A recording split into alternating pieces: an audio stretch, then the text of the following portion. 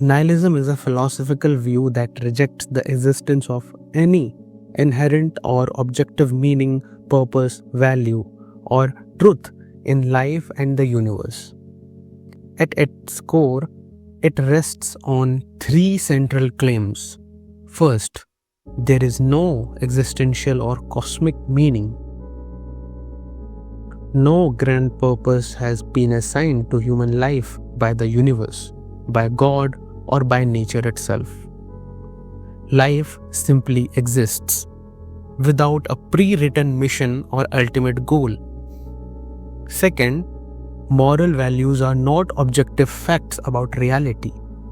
Statements such as murder is wrong or justice is sacred are not discovered in the world the way physical laws are discovered. They are human inventions, products of culture, emotion, or personal preference, rather than eternal truths.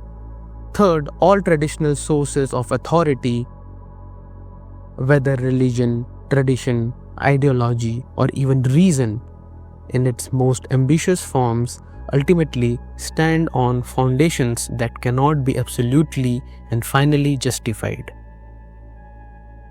The most famous announcement of nihilism in Western philosophy comes from Friedrich Nietzsche in the 1880s, when he declared, "God is dead, God remains dead, and we have killed him." With these words, he meant that modern humanity had lost living faith in the Christian God and the entire moral order built upon that faith. Once the central pillar of Western values collapsed, people would gradually awaken to the realization that the values they had inherited no longer possessed any objective grounding.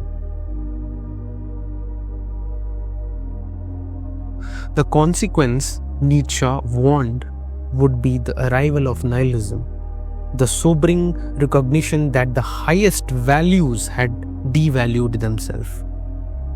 Nietzsche believed human beings could respond to this crisis in two radically different ways.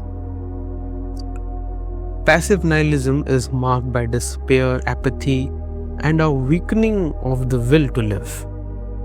It is the exhausted conclusion that if nothing ultimately matters, there is little reason to strive. Active nihilism, by contrast, is energetic and even joyful. It embraces the destruction of the old, crumbling values in order to clear the ground for new ones that stronger individuals might create. It is essential to see that nihilism itself is not a positive doctrine about how one ought to live. It is a diagnosis. It merely reveals that many beliefs societies once took for granted are no longer intellectually credible to a growing number of people. From this diagnosis, several paths emerge. Some sink into lasting despair. Albert Camus, though he rejected the label nihilist, acknowledged the absurdity of meaningless universe and urged revolt, which would live with passion and lucidity precisely because no meaning is given.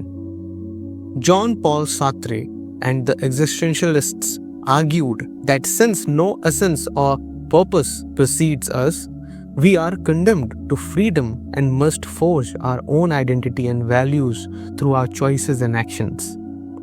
Many people today adopt what has come to call optimistic nihilism. Once we accept that nothing matters on a cosmic scale, we are liberated to care deeply about whatever we personally find worthwhile. Relationships, creativity, kindness, discovery, without the burden of cosmic guilt or eternal judgment. In the end, nihilism is not inherently pessimistic. For many, it feels like liberation. When you realize that no external authority can dictate what your life must mean, you become, perhaps for the first time, truly the radically responsible for giving it meaning yourself.